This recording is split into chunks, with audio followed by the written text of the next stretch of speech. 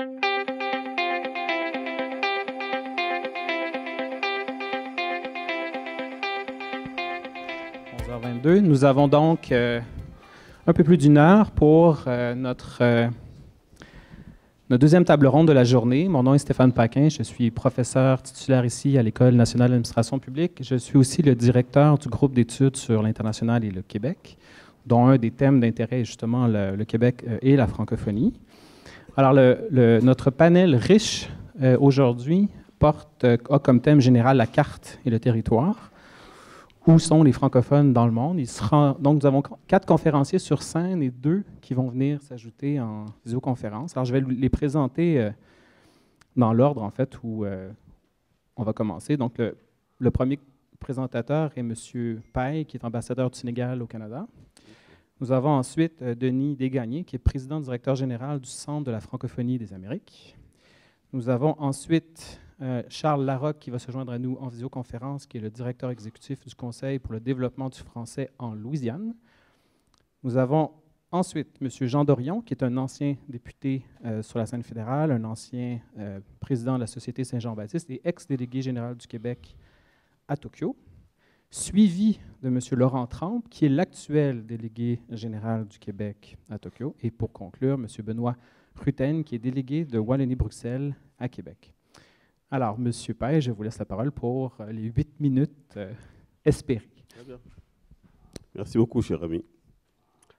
Monsieur le président de l'association, monsieur le directeur de l'école de l'ENAP, donc je suis très, très honoré de prendre part à ce colloque qui porte sur l'avenir de la francophonie et bien évidemment la partition qui m'est confiée est relative à la relation entre la francophonie et l'Afrique.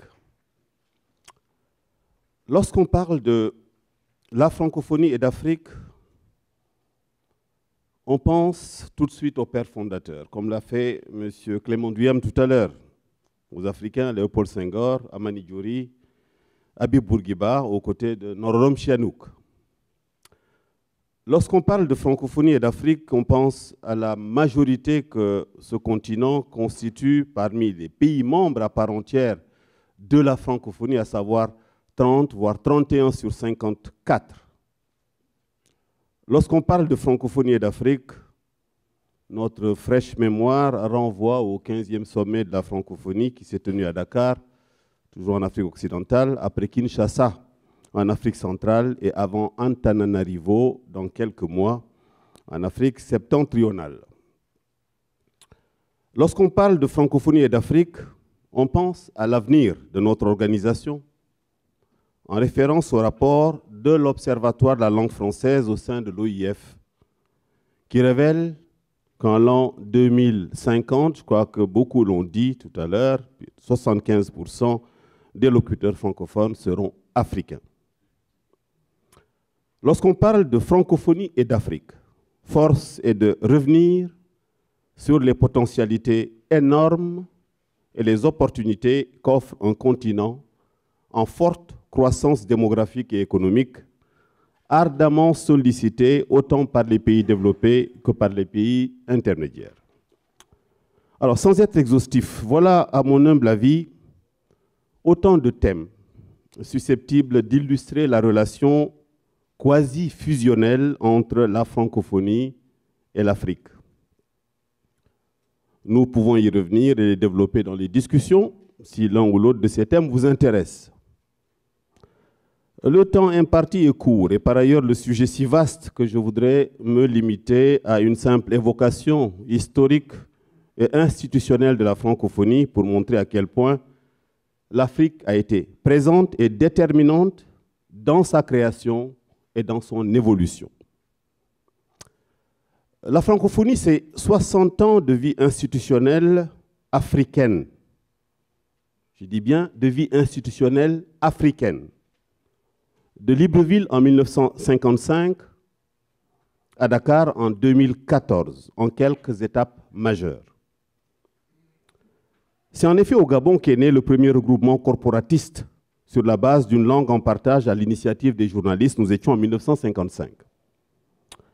Cet élan s'est consolidé plus tard en 1962 avec les universitaires qui ont créé l'OPELF, devenu plus tard l'OPELF-UREF et aujourd'hui l'Agence universitaire de la francophonie dont nous avons entendu tout à l'heure le recteur.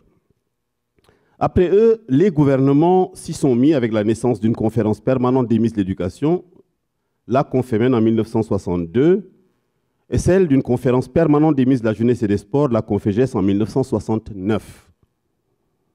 Il importe de signaler que ces organismes ont tous deux leur siège à Dakar, au Sénégal. La deuxième étape majeure, à mon avis, parce que ça c'est selon mon appréciation personnelle, fut la conférence des ministres de la Culture en 1970, qui a donné naissance à l'Agence de coopération culturelle et technique.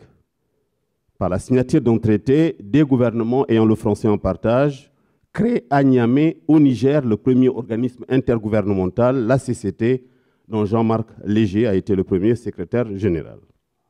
La troisième étape a été la première conférence des chefs d'État et de gouvernement, communément appelée le Sommet francophone en 1986 à Versailles, composé dans cette première édition aux 2/3 de pays du continent africain, et la CCT assurant le secrétariat de cet organe suprême.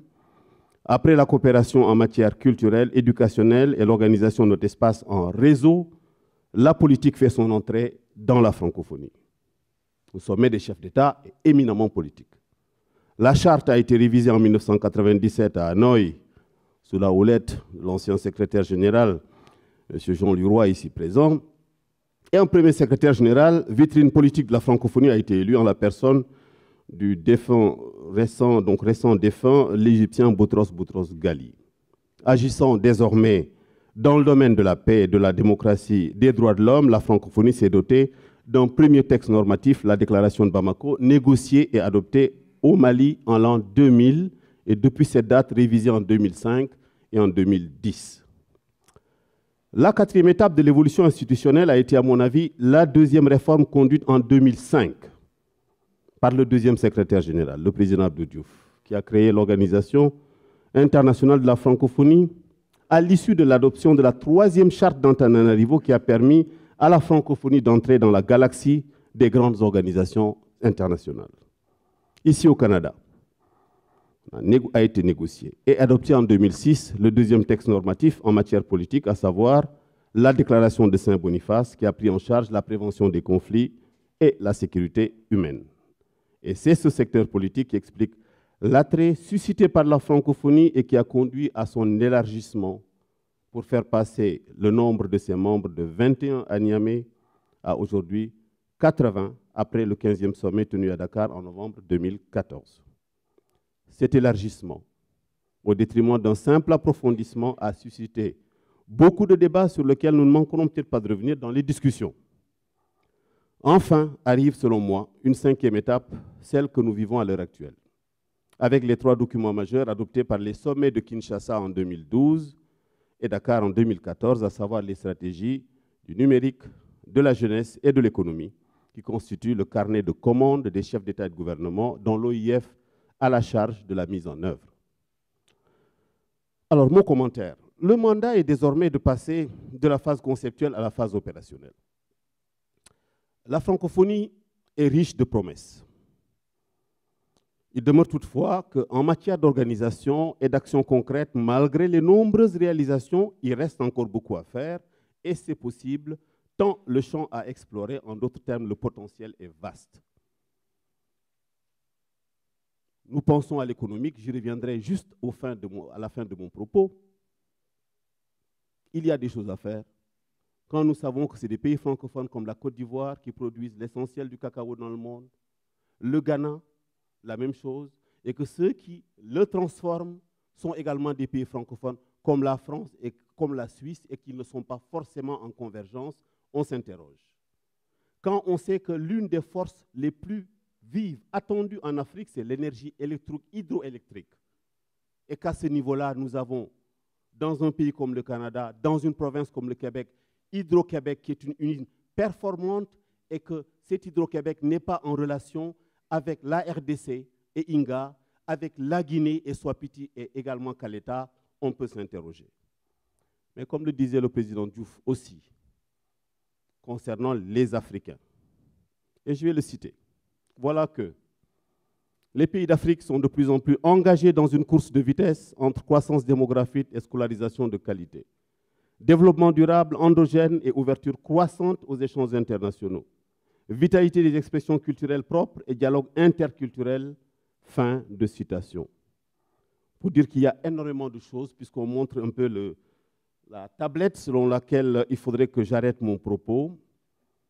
Simplement dire que les actions de plaidoyer dans diverses occasions, la concertation, l'harmonisation de nos positions respectives en francophonie devant les grandes échéances, la magistrature d'influence que nous exerçons en différentes circonstances permettent de constater une évolution favorable de notre image sur la scène internationale.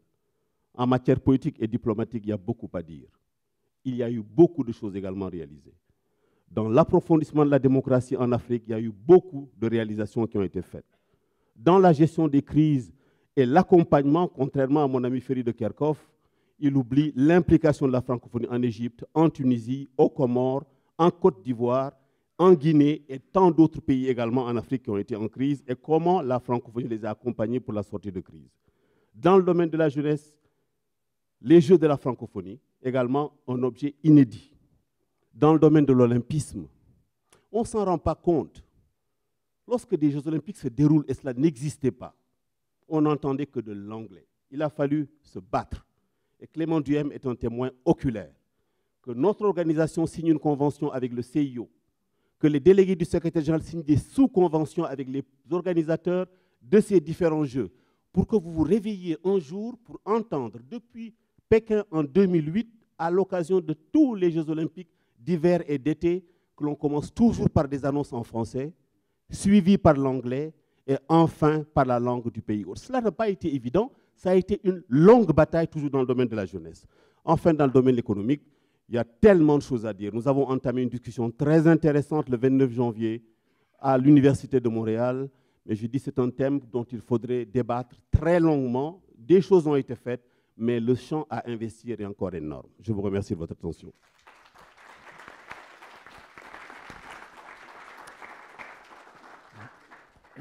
Merci infiniment. Et maintenant, je cède la parole à M. Desgagnes. Merci. Donc, en premier lieu, je voudrais remercier l'ENAP, M. Boutin, le comité organisateur, pour ce colloque sur la francophonie et de me permettre de parler de francophonie des Amériques. Donc, moi, je suis avec le Centre de la francophonie des Amériques. Le Centre a à peu près 7 ans. Le premier président que je salue, Jean-Louis Roy, encore une fois, qui a donné naissance à ce Centre de la francophonie des Amériques. Un grand territoire, donc le Canada, Saint-Pierre-et-Miquelon, les États-Unis, les Caraïbes et l'Amérique latine. Donc, c'est le territoire, on est 12 personnes et on s'occupe de faire du développement de la francophonie, du rayonnement de la francophonie des Amériques. On a 3 résultats qu'on s'est donnés sur un plan quinquennal. Le premier, c'est d'augmenter le sentiment d'appartenance. Je trouve ça important de le mentionner. Le sentiment d'appartenance à la francophonie des Amériques. Même à la francophonie, je pourrais simplement dire. Donc, les gens ont besoin de se sentir appartenir à cette francophonie-là. On veut aussi augmenter l'accès à la francophonie des Amériques. Des accès aussi simples qu'avoir un livre entre les mains. Un grand besoin un peu partout sur le territoire. Et puis, augmenter la concertation entre tous ces acteurs, toutes ces personnes à travers les Amériques. Pour vous parler de où ils sont, ces francophones, je pense qu'il faut commencer par définir, je le fais régulièrement, définir c'est quoi pour nous, au Centre de la francophonie des Amériques, un francophone. On est parti simplement de la définition du dictionnaire, francophone, donc parlant français, locuteur de français. Donc, si je regarde la francophonie des Amériques, locuteur de français, on a des locuteurs de français de langue maternelle anglaise. Bon, vous comprenez un peu, donc il y a des gens qui ne sont pas natifs francophones, mais qui parlent le français. Et c'est la même chose au niveau hispanophone, usophone, lusophone, créolophone. On a des locuteurs de français partout dans les Amériques. On a aussi le concept de francophile. Francophile, souvent on l'utilise dans le sens d'exclure, dans le sens de dire ça c'est parlant français, mais il n'est pas francophone. Vous voyez un peu, donc l'anglophone qui parle français est un francophile, selon la définition qu'on utilise couramment. Mais dans le dictionnaire, francophile, pour nous, ça veut dire amoureux de la francophonie. Donc, il y a beaucoup d'amoureux de francophonie dans les Amériques. C'est assez extraordinaire. Et quand on regarde cette définition inclusive, ça nous fait une population énorme avec qui travailler. Il y a des francophones qui ne sont pas nécessairement francophiles. Vous voyez, on travaille aussi avec eux. On a des francophiles qui ne sont pas nécessairement francophones, et il y en a qui ont déjà été d'origine francophone, mais qui continuent à revendiquer cette francophonie-là. Donc, tout ça, là, pour vous dire, là, sur le grand territoire des Amériques, pour les parlants français, les locuteurs de français, selon les études que nous avons faites, on parle de 33 millions de locuteurs de français dans les Amériques.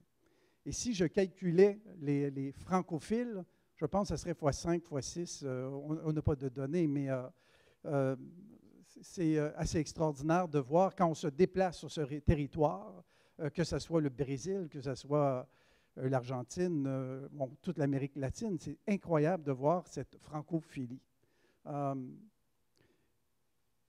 Toute cette francophonie, cette francophilie sur le territoire est en mouvement, est en développement, est en devenir. Elle n'est pas statique. Elle bouge. Des fois, elle recule, l'assimilation. Et des fois, elle avance. Elle fait des grands pas. Et notre travail, c'est de pouvoir contribuer humblement avec toutes ces organisations-là à la faire avancer, à la faire devenir de plus en plus francophone, de plus en plus francophile. Je vous donne quelques indicateurs de vitalité sur le territoire, juste pour démontrer un peu cette vitalité de francophonie. Au Canada, par exemple, au Canada, sur les 33, on parle d'environ 10 millions de locuteurs de français. Au niveau de l'éducation, il y a la gestion scolaire qui est quelque chose qui est acquise maintenant depuis peut-être une vingtaine d'années. Partout au Canada, les francophones ont maintenant accès à des écoles francophones, langue première, et aussi des écoles d'immersion, langue seconde. Quand on a ouvert les écoles, quand on a fait les premières démarches pour ouvrir les écoles francophones, on devait faire les analyses de besoins. Il fallait faire l'argumentation de combien de jeunes pourraient apprendre le français. On arrivait à des chiffres, là, je vous donne des exemples. Là. Une école X avait identifié 300 jeunes. Et quand on ouvrait l'école, il y avait une normalisation et on dépassait les nombres de façon assez extraordinaire. Et partout encore aujourd'hui, on a des problèmes dans les écoles francophones et les écoles d'immersion pour accueillir tous les jeunes. Vous avez probablement entendu les causes qui se rendent jusqu'en Cour suprême. Dernièrement, Yukon, la Colombie-Britannique, etc. C'est la Saskatchewan. Partout, on a des augmentations énormes de francophonie, d'apprenants du français au Canada. On voit la francophilie. Si on s'en va aux États-Unis, c'est le même scénario. On n'a pas la gestion scolaire. On parle d'écoles francophones de langue étrangère. Ça, c'est dur sur les francophones de langue première de prendre des cours de français de langue étrangère. Mais quand même, ils sont chanceux, ils sont très contents d'être... mon Dieu, ça passe vite. L'éducation, aux États-Unis, on parle de 11 millions de locuteurs de français. Et je pourrais continuer comme ça en Amérique latine, le Costa Rica, ou encore le seul pays de l'Amérique latine où le français au secondaire est encore obligatoire, les francophiles du Brésil, etc. J'aurais pu parler de politique et de voir comment est-ce que de plus en plus, il y a des chefs, des présidents, des premiers ministres au Canada qui parlent le français, des élus partout, aussi aux États-Unis. On est toujours fiers de voir les politiciens aux États-Unis parler français. Intéressant de voir la Louisiane qui, dernièrement, a fait passer des politiques et des lois de façon assez extraordinaire pour avoir l'accès à l'éducation en français, pour avoir des stratégies d'identification. Et je pourrais continuer, la liste est longue. J'aurais aimé aussi parler d'économie et de voir tous ces réseaux, coopération, d'économie traditionnelle, économie verte, économie sociale et solidaire, qui sont en train de se mettre en place, des gens qui réfléchissent présentement à savoir comment l'économie peut être un levier de francophonie en Amérique.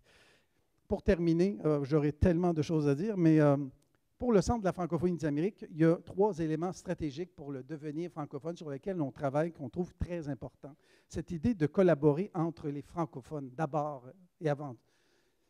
Les gens sont isolés, les gens ne se connaissent pas, les gens ne se reconnaissent pas. On définit un francophone en fonction de ses compétences langagières. On exclut de façon assez extraordinaire. On s'isole les uns des autres. Et on aurait tellement d'avantages à travailler d'abord ensemble, d'accepter la diversité des accents, la diversité des francophonies des Amériques. Il y a ensuite de ça une deuxième stratégie qu'on trouve très importante, c'est de collaborer aussi avec l'autre, l'anglophone, l'hispanophone. Encore une fois, de ce territoire-là, ce terroir doit devenir de plus en plus fertile pour l'émergence de cette francophonie des Amériques. Et en dernier lieu, encore une fois, ça a été mentionné à plusieurs reprises, toutes les questions d'innovation.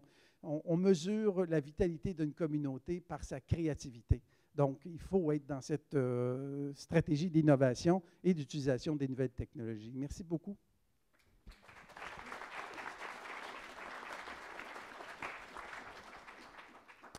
Merci beaucoup, M. Desgagnés. Alors, comme un policier me l'a déjà dit, je n'écris pas les lois, je ne fais que les appliquer. Alors, je pense qu'on est prêt pour la présentation du vidéo. Je dis « je pense » parce que je ne vois rien, mais donc ce serait M. Charles Larocque.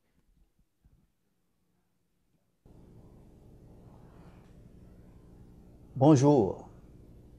Quelle stratégie pour l'avenir de la francophonie? Quelle bonne question. Il y en a d'autres. Des questions comme « y a-t-il un esprit de résistance? Y a-t-il un esprit de pionnier? » Je crois que oui, parce que mon bayou, ce n'est pas mon bayou, c'est mon pays. Et c'est un pays qui méandre à travers une histoire d'épreuves. La Louisiane a été fondée sur la misère, l'esclavage, déracinement des premiers peuples et une déportation. On subit encore aujourd'hui les résultats de ces catastrophes historiques. Pour ce qui est de la francophonie en Louisiane, on se trouve toujours un peu à l'extérieur en train de regarder à l'intérieur. C'est un défi, un peu comme un défi au sein de l'OIF, où la Louisiane connaît un statut de membre observateur. Mais nous, en Louisiane, on a une francophonie et on voudrait être membre à part entière de la grande famille francophone. Mais il y a une perspective historique qu'il faut respecter et donc notre gumbo est épicé de toutes ces épreuves qui a donné naissance à un phénomène qu'on appelle la créolité chez nous. Ce phénomène pour venir ensemble, pour rassembler les forces les plus fortes, pour qu'on ait un peuple hybride, si on veut, une réalité plus forte, pour contrer toutes ces intempéries de l'homme et de la nature. Et cet esprit de créolité, c'est encore très fort chez nous en Louisiane, où on connaît aujourd'hui à peu près 150 000 francophones de langue maternelle.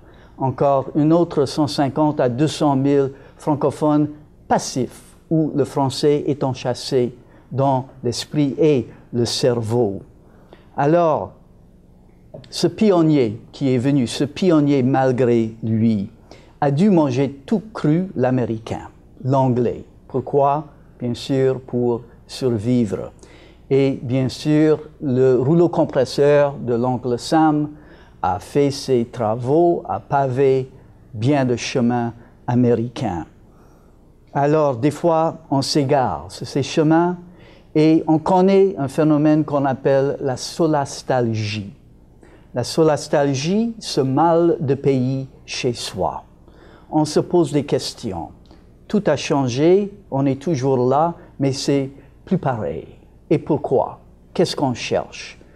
La réponse, c'est dans la francophonie, c'est dans la langue française, c'est dans les valeurs qui ont été toujours véhiculées par la langue française.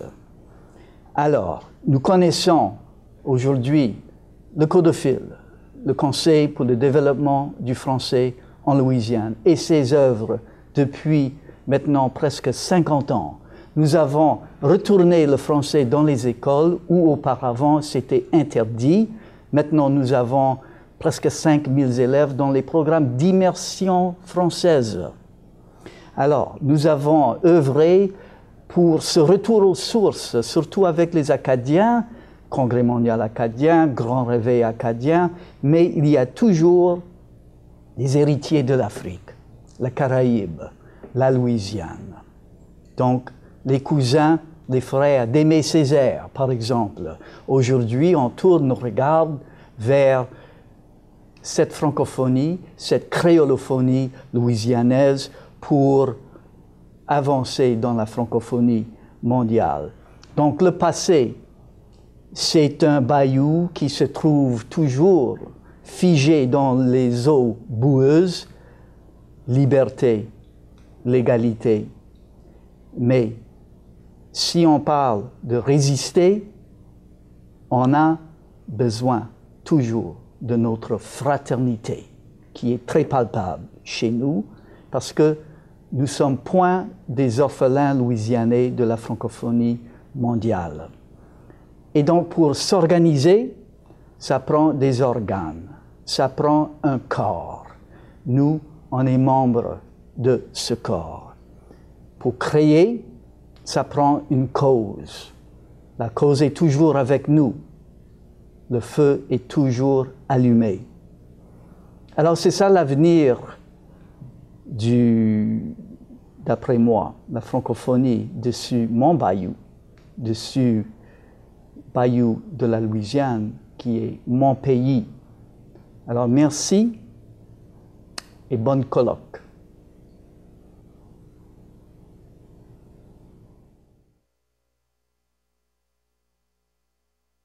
Alors maintenant, je vais céder la parole à M. Jean Dorion.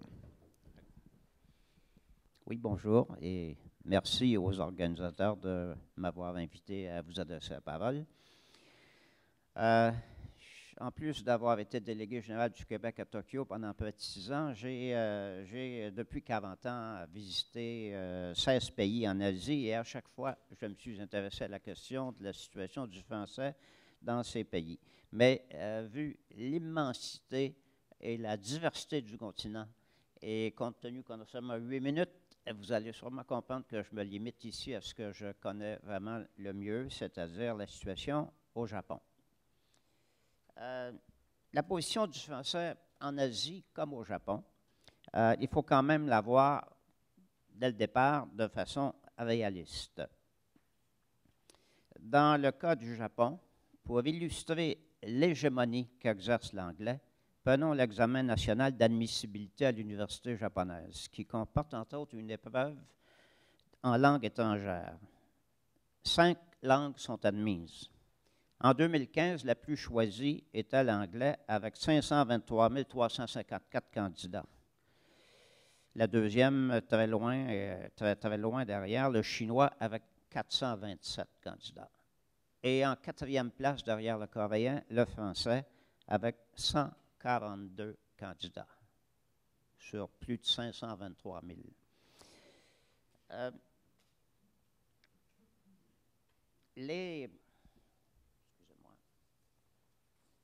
Je viens de parler d'un examen d'admissibilité à l'université. La disproportion semble quand même un peu moins dramatique en ce qui concerne l'étude du français comme langue étrangère. Les statistiques là-dessus sont malheureusement très difficiles à trouver et contradictoires d'ailleurs. Mais une enquête de l'ambassade de France de 2010 parlait de 18% des étudiants universitaires optant pour le français parmi ceux apprenant une deuxième langue étrangère. Quand on dit deuxième, là, c'est toujours derrière l'anglais finalement. Mais on sait aussi que beaucoup d'étudiants, par ailleurs, n'ont pas de deuxième langue étrangère dans leur cursus universitaire. Ce que tout le monde reconnaît là-bas, c'est que le français a reculé au Japon et qu'il est en 4e place après l'anglais, le chinois, le coréen. On assiste à un phénomène analogue dans tout l'Extrême-Orient où la montée des langues secondes asiatiques tend à déclasser les langues européennes, sauf bien sûr l'anglais. Mais le plus important, dans tous les pays d'Asie, ce n'est pas, quoi qu'on dise, le nombre, mais bien la qualité des personnes qui apprennent notre langue. Elles font souvent partie de l'élite. De plus, il ne faut pas oublier que le français qu'elles ont choisi au Japon, par exemple, de préférence à d'autres possibilités qui s'offraient à elles, il ne faut pas oublier qu'elles en ont fait un choix. Ce qu'on ne savait dire de l'anglais qui est obligatoire dès l'école secondaire. Il n'y a pas d'enseignement de langue seconde au niveau primaire au Japon. Je le sais pour l'avoir lu, étudié, mais aussi parce que mes enfants ont fréquenté l'école primaire japonaise, école publique. Là. Dans les écoles privées, ça peut être un peu différent. Ce choix libre du français chez les personnes qui le font est le signe d'un intérêt pour notre culture, un intérêt qui, par exemple, m'a permis, quand j'étais délégué général, de me gagner l'amitié de Toru Yosano, conseiller principal de la plus grande institution financière japonaise à cette époque, la firme Nomura, et membre d'une très influente famille. Ses grands-parents sont des gloires nationales de la littérature. Son père est ambassadeur du Japon à l'ONU. Son frère Kaoru était en mon temps titulaire du plus important ministère du gouvernement japonais, le ministère de l'Industrie et du Commerce. Or, toute cette famille est francophone. Et sans vouloir dévoiler de secret, je peux vous dire que cette amitié avec M. Yosano a servi les intérêts du Québec. Mais ça, c'est juste un exemple d'évaluation privilégiée que la francophonie a valu à la Délégation générale du Québec. Je pourrais vous parler, par exemple, d'un journaliste qui, alors que je le remerciais des portes qu'il m'avait ouvertes dans son milieu, à la veille du référendum de 1995, m'a répondu « Ne me remerciez pas, c'est grâce à un religieux québécois que j'ai appris le français et ce que je fais aujourd'hui, c'est ma façon à moi de rendre un peu de ce que j'ai reçu. » Et le temps manque pour citer d'autres cas du genre. Je sais d'ailleurs que le même phénomène se produit ailleurs en Asie. Mais si l'existence d'une francophonie en Asie est si favorable aux intérêts des États francophones, comment faire pour maintenir cette francophonie, voire la développer? Bien, je dirais d'abord que nous devons nous-mêmes contribuer à maintenir la présence du français dans ces pays. En 1994, quand j'ai été nommé délégué général du Québec à Tokyo, j'ai constaté que l'une des idées circulantes dans la fonction publique, dans le ministère, concernant le Japon, était, et c'était même écrit en toutes lettres dans un document, était qu'il n'était pas avantageux pour une mission commerciale québécoise de recourir, par exemple, au service d'un interprète français-japonais, plutôt que anglais-japonais. Parce que le premier procédé, paraît-il, créait une distance avec les vis-à-vis japonais, lesquels, même quand ils ne parlent pas l'anglais, ont quand même quelques notions de cette dernière langue. Le résultat de ce raisonnement, à mon avis, à courte vue, était que des Japonais qui se donnent la peine d'apprendre notre langue et qui tentent d'en faire un gagne-pain ne pouvaient pas compter sur nous pour les y aider. Autre résultat, des gens d'affaires québécois qui sont loin de tous maîtriser les subtilités de l'anglais voient leur message traverser 2 filtres plutôt qu'un, et avant d'arriver à l'interlocuteur japonais. Alors pourquoi pas proposer une banque d'interprètes français-japonais et anglais-japonais aussi, et laisser au moins le client choisir. Moi, c'est ce que je décide que nous ferions, et ça a procuré des emplois à certains interprètes français-japonais. La même méfiance envers le français semblait avoir présidé à l'embauche des 4 attachés économiques japonais de la délégation, tous très qualifiés par ailleurs, mais dont aucun ne parlait français à mon arrivée en poste. Le résultat, c'est qu'aucun de ces représentants de notre économie au Japon n'était en mesure de lire le journal Les Affaires, par exemple. Et toutes nos réunions de travail se déroulaient en anglais, évidemment, une situation inévitable à partir du moment où même une seule personne ne comprend pas le français et il y avait toujours du personnel québécois qui ne comprenait pas le japonais. Alors, l'anglais était vraiment la langue de travail en pratique en commun. J'ai décidé que cela changerait et j'y ai mis le temps requis. Ça a pris 5 ans avant que la situation ait vraiment changé de façon nette. Mais ça, dans un esprit de justice envers des employés à qui on n'avait même pas parlé du français lors de leur embauche.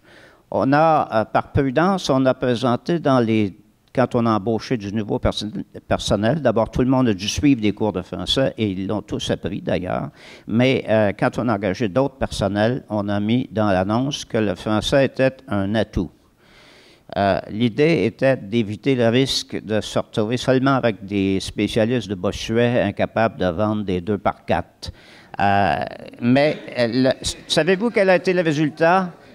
Savez-vous quel a été le résultat? Les candidats francophones se sont avérés très supérieurs aux autres. Et même quand on enlevait les points qu'on leur donnait parce qu'ils savaient le français, on retrouvait encore de meilleurs candidats. Donc, des gens capables de défendre le Québec, de parler du Québec. J'avais beaucoup d'autres choses à dire, mais pourquoi revenir là-dessus, finalement, puisque c'est réglé? Parce que j'ai parlé à la déléguée actuelle et elle me confirme que le français est la langue de travail principale de loin à la délégation. Pourquoi revenir là-dessus? Parce qu'on n'est jamais à l'abri du retour de l'esprit comptable dans le gouvernement. Est-ce que je peux finir sur une anecdote? Parce qu'il faut quand même que ce soit agréable, ces exposés-là. En 1987, j'ai bénéficié d'un cours d'été de japonais à Matsue, petite ville de la taille de Sherbrooke, dans le cadre d'une initiative locale appelée Échange culturel Japon-Francophonie. Je suis là, le seul Québécois, les autres sont des Européens, surtout des jeunes Françaises et Français. Les Japonais nous traitent royalement, ils ont organisé une soirée française, ils nous distribuent des textes de chansons de Trenet, de Piaf, etc., pour qu'on les chante avec eux. Alors moi, je connais toutes les mélodies par cœur, mais les jeunes Français, eux, n'en connaissent absolument rien. Alors, gros flop. Jusqu'au moment où un jeune Français dégourdi se jette sur le piano et nous invite à chanter avec lui « Well, it's a hard day's night » et tout y passe, les Beatles, Sinatra, etc. Intérieurement, je suis consterné. Mais je ne le montre pas. Je ne veux quand même pas passer pour francophobe. Je chante avec les autres. Et le lendemain, quand même, tout en félicitant le jeune pianiste français pour son talent, je lui dis, s'il y a une autre soirée comme ça, tu devrais préparer des chansons en français parce qu'ici, ça s'appelle Échange culturel Japon-Francophonie. Si on ne chante qu'en anglais, les Japonais risquent de dire, ça ne sert à rien d'avoir des échanges culturels avec ces gens-là. Ils n'ont pas de culture. À eux, c'est juste une copie de la culture anglo-américaine. Et vous savez ce qu'il m'a dit? C'est très intéressant. Il m'a dit, sais-tu, le Canadien, c'est pas bête ce que tu dis là. J'avoue que je n'avais jamais envisagé les choses de ce point de vue. Alors, plus important que tout ce que j'ai pu vous dire aujourd'hui, ce qui compte, je pense, c'est aborder les choses avec le bon point de vue. C'est bien d'aimer les autres, mais si on souhaite être aimé, il faut commencer par s'aimer soi-même. C'est la grâce que je nous souhaite. Merci.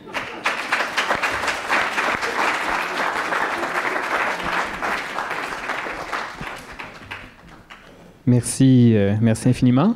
Et si la présentation suivante est prête, c'est M. Laurent Tremble, qui est stagiaire à la délégation du Québec à Paris. Je m'appelle Laurent Tremble, je suis étudiant à la maîtrise en administration internationale à l'ENA. Et dans le cadre de ma maîtrise, j'ai eu à réaliser un stage à la délégation générale du Québec à Tokyo, ce qui m'a donné une occasion de participer à des séances du Conseil de promotion de la francophonie. Un conseil pour la promotion de la francophonie en Asie, vous allez me dire que c'est un peu curieux, mais sachez qu'il existe un intérêt véritable pour la langue française, le fait français et évidemment la francophonie dans son ensemble dans un territoire aussi éloigné que celui du Japon. Vous n'êtes pas sans savoir non plus qu'il existe une communauté de francophones d'une relative importance au Vietnam, par exemple. Donc, qu'est-ce que c'est qu'un conseil pour la promotion de la francophonie? C'est un forum multilatéral informel qui réunit des ambassadeurs de différents pays de la francophonie et qui veille évidemment à la pérennité, à faire la promotion de la langue française sur le territoire qu'ils occupent. Il existe plusieurs de ces conseils-là. Il y en existe un à Tokyo qui a été créé en 2010, qui est le premier et le plus ancien, et probablement le plus important à ce jour, si je ne me trompe pas. Il y en existe un en Corée du Sud qui vient d'être créé d'ailleurs sous l'impulsion de l'ambassadeur du Canada. Il en existe quelques-uns, d'après moi, de moindre importance, là, sans vouloir faire de procès d'intention à personne. L'OIF reconnaît l'existence de ces institutions-là. Elle les reconnaît comme organisation formelle, mais ne les encadre pas plus que ça, c'est-à-dire que les conseils de promotion de la francophonie jouissent d'une indépendance et d'une liberté à toute fin pratique totale. Une des belles réalisations qui a été faite par le conseil à Tokyo a été d'envoyer 7 jeunes japonais en Belgique, à Liège, s'exprimer en français et parler du Japon dans cette langue lors du 2e Forum mondial de la langue française. Donc, c'est un projet d'une envergure et d'une importance assez enviable, puisque le bureau du premier ministre japonais, Shinzo Abe, subventionné le projet à hauteur d'environ 50 000 $ en collaboration avec plusieurs compagnies aériennes.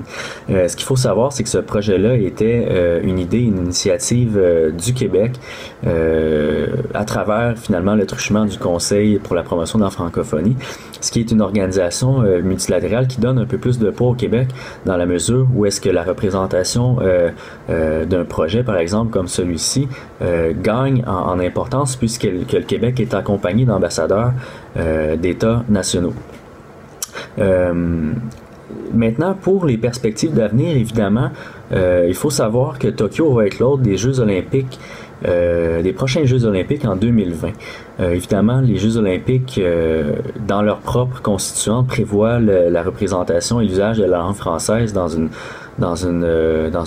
proportion assez enviable, mais le Conseil de promotion de la francophonie cherche à en faire la promotion davantage et peut-être à l'utiliser, à faire valoir la langue française et la francophonie dans les ateliers qui se déroulent en marge des Jeux olympiques. Donc, ça va être une vitrine internationale assez importante, un rendez-vous à ne pas manquer. Présentement, le Conseil pour la promotion de la francophonie à Tokyo travaille sur ce dossier-là. Maintenant, peut-être que je pourrais vous livrer ma perspective, mais le fruit de mes réflexions personnelles. Et je crois que ça serait peut-être pertinent d'encadrer davantage de la part de l'OIF ces conseils de promotion de la francophonie-là et évidemment peut-être de les subventionner. Quand on parle de promotion de la francophonie, de ces conseils-là, en fait, on parle de si vous permettez l'anglicisme, de soft power, entre guillemets, dans la mesure où c'est un vecteur de diffusion culturelle et de rayonnement qui se fait à très peu de frais. Donc, ça serait peut-être intéressant de les subventionner, de les institutionnaliser davantage et ça permettrait de donner finalement des moyens aux ambassadeurs des différents pays de la francophonie à la mesure de leurs ambitions finalement. Donc, c'est une réflexion personnelle que je faisais. Sur le territoire asiatique, évidemment, il y a un certain intérêt, donc je crois qu'il y aurait une pertinence à mettre en œuvre ce projet-là et donner de plus en plus d'importance et de responsabilité à ces conseils-là. Donc, merci. Au revoir.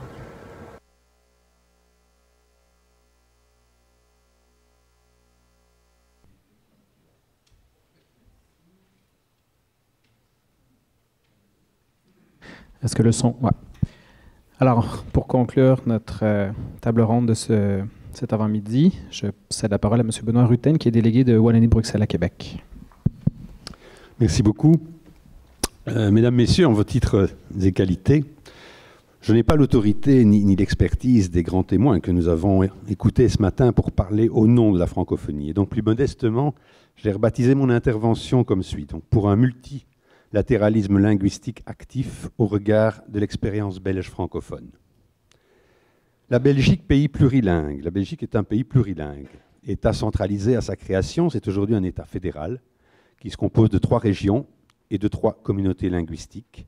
Le français y est pratiqué à ce jour par 40 à 43% de la population, le néerlandais et l'allemand étant les 2 autres langues officielles. La langue française en Belgique est chargée d'une forte mémoire collective et historique.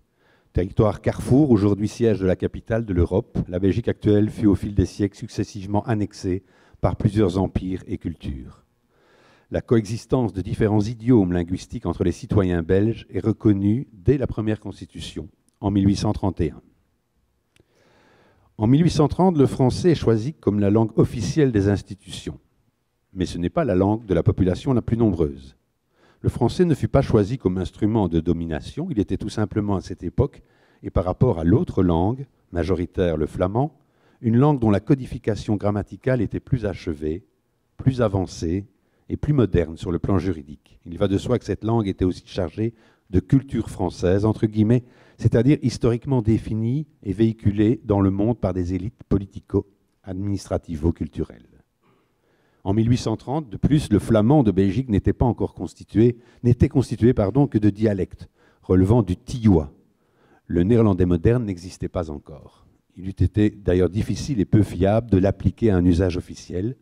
Qui plus est, les locuteurs néerlandophones éclairés maîtrisaient parfaitement le français et bon nombre d'auteurs flamands écrivaient et publiaient en français. L'homogénéité linguistique des institutions de pouvoir ne fut pourtant pas évidente. Lors de sa création en 1830, mon pays était soumis à 2 régimes linguistiques différents et opposés. Celui de la politique linguistique post-révolution française, visant la francisation et la laïcisation des 9 départements belges annexés par la France en 1795, et celui de la politique de néerlandisation de Guillaume Ier d'Orange à partir de 1815, qui tenta d'imposer aux citoyens à la fois le néerlandais et la religion protestante. Ces 2 types de gestion, linguistique et confessionnelle, se faisant au nom de l'unité nationale, exposèrent les futurs Belges à 2 régimes linguistiques successifs, qui modelèrent la réflexion sur l'usage et l'application des langues dans l'État indépendant de 1830. Les locuteurs de langue belge, flamand et wallon eurent également fort à faire pour construire une identité nationale et linguistique qui ne soit ni celle des occupants français, ni celle des anciens occupants hollandais. Un processus d'appropriation dut s'opérer progressivement. Peut-on parler d'identité francophone en Belgique? Entre la première constitution belge de 1831 et les révisions constitutionnelles qui devaient conduire la Belgique au fédéralisme en 1993, le statut des langues belges a radicalement changé. Ce changement s'est opéré à la suite d'une longue succession de revendications linguistiques et nationalistes, opposant très tôt le mouvement flamand à l'État central, administrativement francophone, puis opposant le mouvement flamingant au mouvement wallon. Personne ne niera l'importance de la langue dans la construction d'une identité nationale, mais la dénonciation de la langue dominante, ici la langue de l'État, est une façon de rejeter l'État-nation en se présentant comme victime d'un État oppresseur. C'est une façon de mobiliser un discours nationaliste démagogue et de réécrire l'histoire d'un État, en quelque sorte. En Belgique, un premier pas vers le fédéralisme est franchi en 1970 avec la première révision constitutionnelle. Dès cette date, les 3 communautés culturelles, flamandes, francophones et germanophones, sont administrées par un conseil culturel propre à chacune. Les communautés se sont également vues conférer le pouvoir de régler la coopération internationale relative à leurs compétences, en ce compris la possibilité de conclure des traités internationaux. C'est en 1970 aussi, on l'a rappelé ce matin, que se tient à Niamey la conférence fondatrice de la francophonie. La communauté francophone belge y est présente. Cette participation est un des premiers gestes d'affirmation d'une identité de la communauté francophone belge sur la scène internationale. Au fil de plusieurs révisions de la Constitution, le rapport du citoyen belge à sa langue a profondément changé. En faisant de la Belgique un État composé de 3 régions et de 3 communautés linguistiques, la liberté linguistique individuelle est devenue pour le citoyen une obligation linguistique collective, celle des communautés linguistiques. La politique des langues et de la culture qui sera mise en œuvre par les gouvernements successifs obéit à la bonne gestion des ressources liées à l'appareil linguistique. Le projet politique linguistique construit peu à peu une identité et une culture résultant d'une politique linguistique. Si le terme langue fait référence à l'éducation, à la communication entre citoyens, à l'extérieur et à l'intérieur de frontières, Politique induit une intention ou la concrétisation d'une participation au pouvoir dans la négociation ou la discorde. L'identité linguistique francophone belge, à l'origine liée à celle de la puissance étatique de la France, puis à celle de la langue officielle administrative, devient celle d'un discours politique lié à l'homogénéité d'une entité fédérée de l'État, celle de la Fédération Wallonie-Bruxelles. Mais qu'est-ce que l'identité francophone? La langue familière constitue le point d'ancrage de l'identité de chacun. Mais l'identité d'un peuple ou d'une communauté est la somme de complexités singulières, évolutives, profondément liées à l'histoire, aux traditions, à la culture et à la langue. La langue française jouit d'une représentation positive dans l'imaginaire de beaucoup de peuples. Indépendamment de tout phénomène de colonisation, le français fut longtemps considéré, de la Russie à l'Égypte, comme la langue des arts et des lettres. Ce crédit éthique est lié aux valeurs de liberté, d'ouverture, de tolérance, de justice et de démocratie. Mais la langue peut également être délibérément choisie comme lien vers le monde, comme outil de communication utile. La langue française n'a pas joué le même rôle, ni le même impact sur les communautés qui la pratiquent. Aimé Césaire, Léopold Sédar Senghor, en s'appropriant cette langue, en ont fait un outil intellectuel propice au développement du peuple noir. Une ouverture de soi, je cite, vers le monde et du monde vers soi. D'autres communautés n'ont eu l'usage du français que comme langue de vie politique ou de diplomatie. Pour ce qui la concerne, en signant la charte de Niamey en 1970, la Fédération Wallonie-Bruxelles a confirmé sa nouvelle identité institutionnelle et culturelle et s'est trouvé de nouvelles solidarités, de nouveaux liens vers le monde, en mettant un patrimoine culturel spécifique et un savoir-faire en langue française à disposition de pays moins favorisés. Identité francophone et Europe. L'Union européenne consacre des budgets importants pour permettre aux responsables politiques et aux experts associés de s'exprimer dans leur langue. Il s'agit là d'une démarche démocratique et respectueuse des diversités culturelles et linguistiques. Chaque jour, l'Union est amenée à prendre des décisions qui engagent le quotidien des citoyens. Comment pourrait-on justifier que la Commission et ses services délibèrent dans une langue unique qui serait étrangère pour les Européens des 26 ? Bien sûr, un tel fonctionnement a un coût, plus ou moins 2% des frais de fonctionnement des services. Qui dira que cette démocratie est trop coûteuse? Et pourtant, chaque année, au nom de considérations présentées comme budgétaires, revient l'hypothèse de la langue unique. Il s'agit là d'une question qui interpelle tous les démocrates et tous ceux qui sont attachés à la diversité culturelle. Pour la francophonie, il s'agit là tout simplement de la question de la survie du français sur le plan mondial. En effet, le monde aujourd'hui est dominé par quelques grands ensembles, l'Amérique du Nord, l'Asie, les pays du Golfe, la Russie. Un seul groupe accorde encore une place aux Français, l'Union européenne. En d'autres termes, seule donc l'Europe donne encore un signal mondial d'un certain multilinguisme. En conséquence et à contrario, le scénario de la langue unique en Europe amènerait les jeunesses francophones, d'ailleurs singulièrement d'Afrique, à se détourner logiquement du français dès lors que cette langue ne leur donnerait plus aucun moyen de communiquer avec une partie importante du monde industrialisé. En outre, la question du multilinguisme dans l'ensemble des institutions européennes concerne aussi tous les pays européens eux-mêmes, qui sont légitimement attachés à leur langue nationale. Accepter l'unilinguisme, c'est nier que l'Europe est aussi une Europe des peuples et que ces peuples, heureusement différents, entendent se raconter à leur manière. Je vous remercie pour votre attention.